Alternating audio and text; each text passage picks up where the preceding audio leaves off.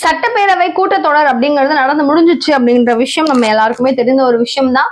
முடிஞ்சதுல என்ன நடந்திருக்கு, நம்மளுக்கு மக்களுக்கு நம்ம ஒரு மக்களா, ஒரு நார்மலா சாமானிய மனுஷனா இருந்து பேசுவோமே, நம்மளுக்காக என்ன விஷயங்கள் நடந்திருக்கு. அந்த கூட்டத்தொடர் நடத்தினாங்க, பிரதான எதிர்கட்சியும் இருந்துச்சு, ஆளும் கட்சியும் இருந்துச்சு, ரெண்டு பக்கமும் டிபேட் அப்படிங்கிறது வேற லெவல்ல போச்சு, சூப்பரா நடந்துச்சு. ஆனா எண்ட் ஆஃப் த ரிசல்ட் என்னவா இருந்துச்சு ஃபுல்லாவே பேசுவோம். இதுல நம்ம நிதி அமைச்சரான தங்கம் தென்னரசு அவர்கள் 10 கேள்விகளை பாஜகவை நோக்கி வச்சிருக்காங்க. அவங்க கேட்ட கேள்விகளுக்கு அப்படியே இங்க பாரு உன் கேள்வியை விட இந்தா அப்படின்னு சொல்லிட்டு அண்ணாமலை மாஸ் காமிச்சிருக்காரு வேற லெவல்ல. சோ எல்லாத்தையுமே டீட்டெயில்டா டெப்தாவே பேசுவோம். அனைவருக்கும் வணக்கம். நீங்க பாத்துட்டு இருக்கிறது கல்கரி நியூஸ். நான் தீபிகா.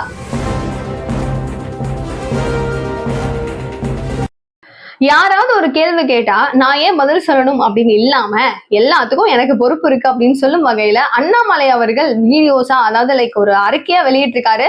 இத பார்த்து திராவிட பாஜக அரண்டு போய் ஏன்டா இவன் மாநில தலைவர் இருக்கும் போது பேசிட்டே இருக்காரு பாரு அப்படின்னு சொல்லி பொறாமப்படுவாங்க அப்படின்னு நீங்க எத்தனை பேர் நினைக்கிறீங்க? காண்ட் ஆவாங்கன்னு எத்தனை பேர் நினைக்கிறீங்க? மறக்காம இந்த வீடியோக்கு ஒரு லைக் போடுங்க.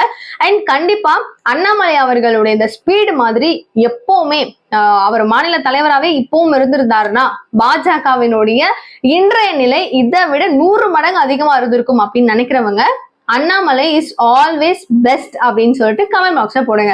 எவ்வளவு பேர் அவர் ஆதரிக்கிறீங்க அப்படிங்கிறத பார்ப்போம்.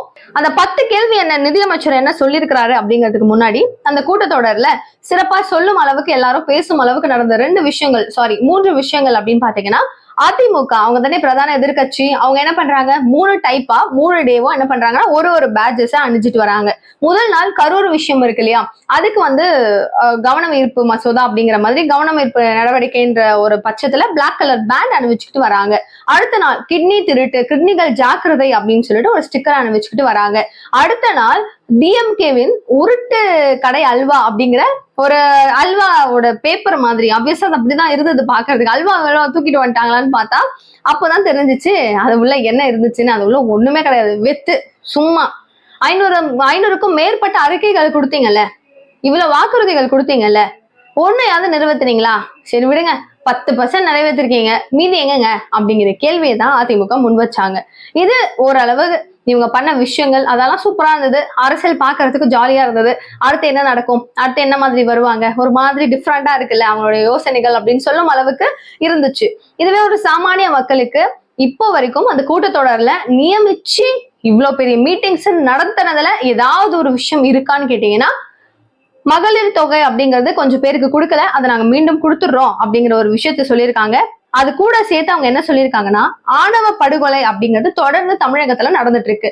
இதை தடுத்து நிறுத்துறதுக்காக தனியா ஓய்வு பெற்ற ஒரு நீதிபதியினுடைய தலைமையில நாங்க ரெடி பண்றோம் அப்படின்னு சொல்லிட்டு ஒரு கமிட்டி ஒண்ணு ரெடி பண்ணிருக்காங்க. பட் இந்த கமிட்டிக்கும் சேர்த்து அண்ணாமலை அன்னைக்கே ஒரு ரிப்ளை கொடுத்துட்டாரு. இங்க பாருங்க, இந்த மாதிரி கமிட்டி பண்றேன், கமிட்டி வைக்கிறேன் அப்படின்னு சொல்றீங்க. ஆனா இந்த கமிட்டிக்கெல்லாம் ஏன் வைக்கிறீங்க, உங்களுக்கு தெரியுமா ஏன் வைக்கிறீங்கன்னு? சும்மா மக்களை ஏமாத்துறதுக்காக கண் துடைப்பு நாடகம் அதெல்லாம் அப்படின்னு சொல்லிட்டு எக்கச்சக்கமா போட்டு விளாசி விட்டாரு அண்ணாமலை அன்னைக்கே.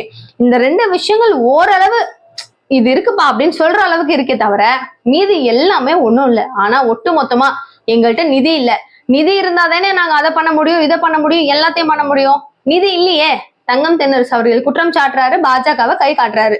பாஜக அரசாங்கம், ஒன்றிய அரசாங்கம் எங்களுக்கு செய்ய வேண்டிய விஷயங்களை செய்யணும் அப்படிங்கிற நடவடிக்கை இருக்கக்கூடிய எந்த விஷயங்களும் எங்களுக்கு செய்யல அப்படின்னு சொல்லிட்டு கிட்டத்தட்ட 10 கேள்விகளை அவர் கேட்டிருக்காரு. அந்த கேள்விகள் என்னன்றதை படிப்போம். மாநிலங்களை கலந்தாலோசிக்காமல் ஜிஎஸ்டி சீர்திருத்தம், கோஆபரேட்டிவ் ஃபெடரலிசம் என்பது வெற்று முழக்கமா அப்படின்னு சொல்லி கேட்கிறாரு. பட் நிர்மலா சீதாராமன் அவர்கள் சொன்ன விஷயம் என்னன்னா, எங்களுக்கு ஜிஎஸ்டியால நிறைய பேர் நிறைய பொருட்கள் வாங்கியிருக்காங்க, சாமானிய மக்கள் பயனடைஞ்சிருக்காங்க அப்படின்னு சொல்லி அவங்க லேட்டஸ்டா ஒரு அப்டேட் ஒன்று கொடுத்துருந்தாங்க. இதுல தங்கம் தென்னரசு இந்த மாதிரி ஒரு கொஸ்டின் கேட்கிறாரு. NEP இந்தியை திணித்து தமிழ்நாட்டு குழந்தைகள் கல்வியை சிதைப்பது மாற்றான் தாய் மனப்பான்மை இல்லையா அப்படிங்கிற ஒரு கேள்வியை கேட்டிருக்காரு. உத்தரப்பிரதேஷ், குஜராத், மகாராஷ்டிராவுக்கு அளிக்கப்படும் சாலை திட்டங்களை தமிழ்நாட்டிற்கு தராதது ஏன் அப்படிங்கிற ஒரு கேள்வி.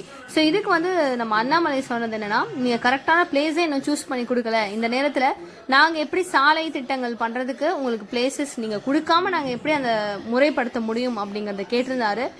புதிய ரயில்வே திட்டங்களுக்கு நிதி ஒதுக்குவதில் தென்னக ரயில்வேவுக்கு மட்டும் ஏன் பாரபட்சம் அப்படிங்கிற கேள்வி தங்கம் தென்னரசு கேட்கிறாரு. அடுத்த கட்டமா மதுரை கோவை மெட்ரோ ரயில் திட்டங்களுக்கு அனுமதி தர ஏன் இவ்வளவு தாமதம் அப்படிங்கிற ஒரு கேள்வி. அடுத்ததா, தமிழ்நாடு அரசின் நிதியில் கட்டப்படும் வீடுகளில் பிரதமர் மோடி அவர்களுடைய பெயர் எதற்கு அப்படிங்கிற கேள்விக்கு அண்ணாமலை தக் ரிப்ளை. என்ன சொல்றாருன்னா, நீங்க இவளுக்கு, அதாவது இது மத்திய அரசாங்கம் மாநில அரசாங்கம் ரெண்டு பேரும் சேர்ந்து கான்ட்ரிபியூட் பண்ற திட்டத்துல ஏன் பிரதமருடைய முகம் மட்டும் இருக்கணுமா அப்படிங்கும் போது, நாங்க கொடுக்குற நிறைய திட்டங்கள்ல கலைஞர் அவர்களுடைய முகம் மட்டும் பிரதிபலிக்கிறீங்களே, அது சரி இல்லையா அப்படிங்கிறது அண்ணாமலை கேட்கக்கூடிய கேள்வி. அடுத்ததா, 100 நாள் வேலை வாய்ப்பு திட்டத்திற்கு வழங்க வேண்டிய நிதி 975 கோடி நிதி எங்கே அப்படிங்கிற கேள்வி கேட்கிறாரு.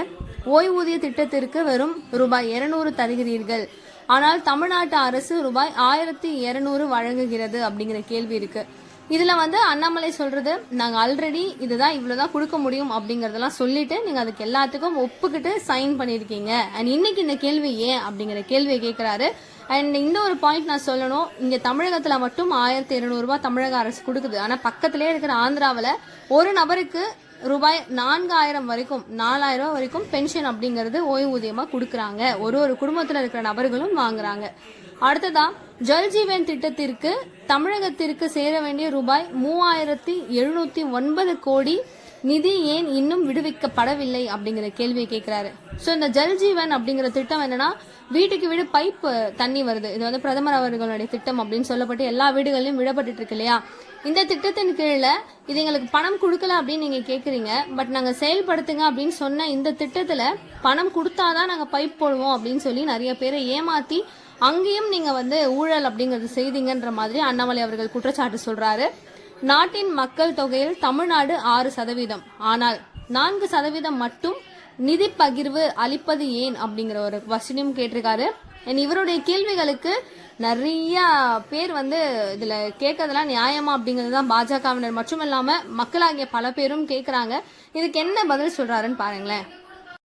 இவங்களுடைய கேள்விகள் ஒரு பக்கம் தூள் கிளப்ப செம்மையா இருக்க, இன்னொரு பக்கம் என்னடா இவங்க சும்மாவே இருக்க மாட்டாங்க போல் இருக்கே, இப்படி கேள்வியை கேட்டுட்டு இருக்காங்களேன்னு சொல்லிட்டு பாஜக ஒரு அப்படியே பார்த்துட்டு ஃப்ளோ ஆன் ஆகும்போது அண்ணாமலை அவர்கள் எனக்கு கடமை இருக்கு, இது எல்லாத்துக்கும் பதில் சொல்றதுக்கான கடமை எனக்கு இருக்கு அப்படின்னு சொல்லிட்டு பாஜகவின் சார்பில் மாநில தலைவரே இருந்தாலுமே நான் கொடுக்குறேன் உங்களுக்கு அறிக்கை அப்படிங்கிற வகையில அவரு செம்மையான கொஸ்டின்ஸ் கிட்டத்தட்ட 6 கேள்விகளை போட்டு விளாசுறாரு.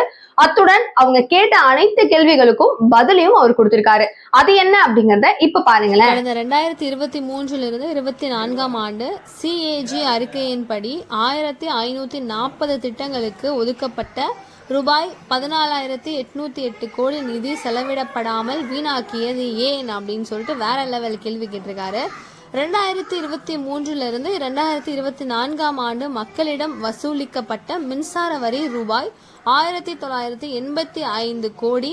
இதில் ரூபாய் 507 கோடி தமிழ்நாடு மின் உற்பத்தி மற்றும் பகிர்மான கழக நிறுவனத்தின் ஒருங்கிணைந்த நிதிக்கு செலுத்தாமல் மடைமாற்றியது ஏன் அப்படிங்கிற வெறியான கேள்வியும் இருக்கு.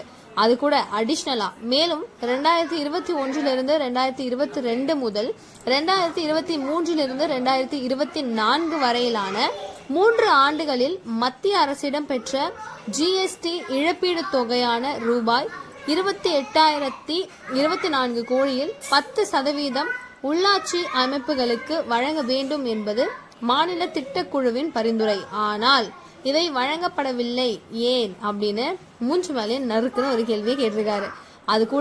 அது மட்டும் இல்லாம தேர்தலின் போது 511 வாக்குறுதிகள் திமுக சார்பில் கொடுக்கப்பட்டன. இவையன்றி ஒவ்வொரு மாவட்டத்துக்கும் தனித்தனியாக வாக்குறுதிகள் கொடுக்கப்பட்டது. இவற்றில் 10% வாக்குறுதிகளை கூட நிறைவேற்றாமல் 2026 சட்டப்பேரவை தேர்தலை எப்படி சந்திப்பீர்கள்? இது நியாயமான ஒரு கேள்வி. இதுக்கு திமுக பதில் கொடுக்குமா அப்படிங்கிறது தான் ஒரு பெரிய கேள்வி. இதையும் தாண்டி ஆட்சிக்கு வருவதற்கு முன்பு தமிழகத்தில் கடன் சுமையை குறைப்போம் என்று கூறி கடந்த 4 ஆண்டுகளில் சுமார் ரூபாய் 5 லட்சம் கோடி புதிதாக கடன் வாங்கியது ஏன்? இவ்வாறு அதில் கூறப்பட்டது.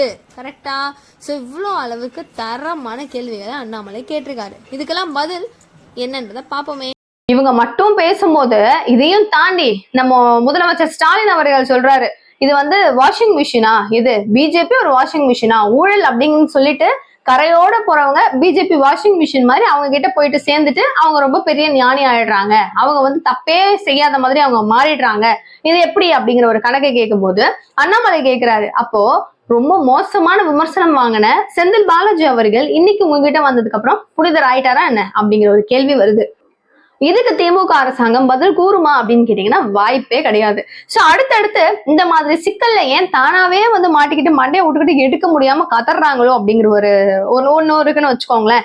இத்துடன் இப்ப எல்லாரும் கேட்கக்கூடிய இன்னொரு கேள்வி என்ன அப்படின்னா, தப்ப மறைக்கிறதுக்காக டோட்டலா எல்லா பிரச்சனையும் பாஜக மேல ஏங்க திருப்பி விடுறீங்க? நீங்க செய்த விஷயங்கள் என்ன, உங்களுக்கு கொடுக்கப்படுற விஷயங்கள் என்ன? இப்போ அண்ணாமலை 6 கேள்வி கேட்டிருக்காரு. இந்த ஒரு கேள்விக்காவது நீங்க பதில் கொடுப்பீங்களா? தங்கம் தென்னரசு கேட்ட கேள்விகளுக்கு பாஜக தரப்புல ஒரு பதில் வந்துருச்சு. அட்லீஸ்ட் முதலமைச்சர் ஒண்ணு சொல்றாரு, அதுக்கும் சேர்த்து அண்ணாமலை சொல்லிட்டாரு. இவருடைய 6 கேள்விகளுக்கு முதலமைச்சர் அவர்கள் பதில் கூறுவாரா? இல்லைன்னா அமைச்சர்களாவது சொல்லுவாங்களா? வாய்ப்பே கிடையாது. யாருமே வாய் திறக்க மாட்டோம் அப்படிங்கிற மாதிரி தான் இருக்கும். இப்போ செய்தியாளர்கள் எல்லாரும் போயிட்டு எங்க 6 கேள்வி கேட்டிருக்காரு, அதுக்கு பதில் சொல்லுங்கன்னு கேட்டா அவனுக்கான வேலையில போயேன் அப்படின்னு தான் கண்டிப்பா அவங்க பேசுவாங்களே தவிர கரெக்டா பதில் சொல்லுவாங்களான்னு கேட்டீங்கன்னா வாய்ப்பே கிடையாது. இந்த சிச்சுவேஷன்ல சிபிஐ அப்படிங்கிறவங்க, அதாவது பிரவீன்குமார் அப்படிங்கிற ஒரு ஐபிஎஸ் அதிகாரி என்ன பண்ணிட்டாரு, வந்து கரூருக்கு வந்துட்டாரு, வந்து செக் பண்ணணும் அப்படின்னு சொல்லி எல்லாத்தையுமே செக் பண்றாரு. அந்த நேரத்துல ஆல்ரெடி எஸ்ஐடி அப்படிங்கிற ஒரு டீம் இருந்தாங்கல்ல, அவங்க டாக்குமெண்ட்ஸ் கலெக்ட் பண்ணிருக்கிறது எல்லாத்தையும் கைமாற்றி சிபிஐ கிட்ட கொடுக்கணும் அப்படின்னு சொல்லி இருக்கும்போது அந்த நேரத்துல எஸ்ஐடி ஆபீஸ் கிட்ட பேப்பர்ஸ் நிறைய கிழிச்சு போட்டு எரியறதும் பென்டிரைவர்ஸ் எரியறதும் அப்படிங்கிற காட்சிகள் இருக்கு.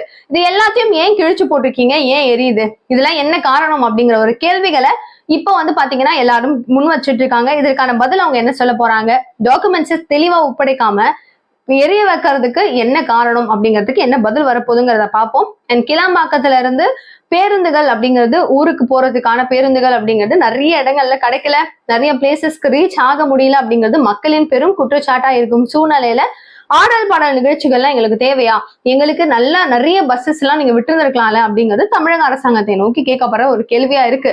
ஆனாலும் ஒரு ஃப்ரைடே இருக்கும், நாங்க சென்னையில இருந்து நாங்க கிளம்பும் போது ஓகே இந்த க்ரௌட் வந்து இருந்துச்சு. ஆனா அந்த போலீஸ் மேனேஜ்மெண்ட் அப்படிங்கிறது சத்தியமா சூப்பரா இருந்தது. உண்மையா என்ன நீ உடனே திமுகவான்னு கேட்டுறாதீங்க. ஒரு விஷயங்கள் அவங்க செய்யறதும் நல்லா இருக்கு அப்படின்னா பாராட்ட வேண்டிய கடமைகளும் நம்ம கிட்ட இருக்குல்ல. ஏன்னா இப்போ அரசாங்கம் வந்து ஒழுங்கா வேலை செய்யறாங்க அப்படின்னு நம்ம சொல்லணும் அப்படிங்கிறதும் இருக்குல்ல. சோ நான் அன்னைக்கே நினைச்சேன் ரொம்ப நல்லா பண்ணியிருந்தாங்க. போகும்போது அங்க அவ்வளவு போலீஸ், அவ்வளவு மழை, அவ்வளவு போலீஸ் இருந்தாங்க. எல்லாரையுமே வந்து கரெக்டா மானிட்டர் பண்ணி கிரௌட் எங்கேயுமே ரொம்ப கூடாம டிராபிக் ஜாம் ஆகாம அமுச்சு விட்டுக்கிட்டே இருந்தாங்க. அவங்க இல்லைன்னா கன்ஃபார்மா ஏதாச்சும் அங்க ஒண்ணு நடக்கும். இப்படி வந்து ஒருத்தவங்க போடுவாங்க, அங்க இருந்து ஒருத்தவங்க போடுவாங்க, இவங்களாலையும் போக முடியாது, அவங்களாலையும் போக முடியாது. அந்தாண்ட பக்கம் ரோடு ஃப்ரீயா இருக்கும், நம்ம மாட்டிக்கிட்டே தான் நிற்போம். இந்த சினாரியோஸ் தான் எப்பவுமே பாக்குறது. கிளம்பும் போதே வந்து ஐயோ எப்படி போறோமோ அப்படின்னு இருந்துச்சு. பட் அந்த அந்த இடத்துல டிராபிக் எல்லாம் சூப்பரா மெயின்டைன் பண்ணியிருந்தாங்க. அதுக்கு வந்து ரொம்ப பெரிய ஒரு நன்றியும் சொல்லிப்போம். ஆனா அதையும் தாண்டி இப்ப பஸ்ஸஸ் இல்லை அப்படிங்கிறது ஒரு பெரும் குற்றச்சாட்டா திரும்பவும் ஒரு பாசிட்டிவ் வந்ததுன்னா ஒரு 2-3 நெகட்டிவ் அப்படிங்கிறதும் சேர்ந்து கூட வந்துருது. அண்ட் எல்லாத்த பத்தியும் என்ன நினைக்கிறீங்க அப்படிங்கறத மறக்காம கீழே கமெண்ட் பாக்ஸ் சொல்லுங்க. நிகழ்கால நிகழ்வுகள் உடனுக்குடன் தெரிஞ்சுக்க சேனலை சப்ஸ்கிரைப் பண்ணிக்கோங்க. தேங்க்யூ சோ மச் ஃபார் வாட்சிங் திஸ் வீடியோ.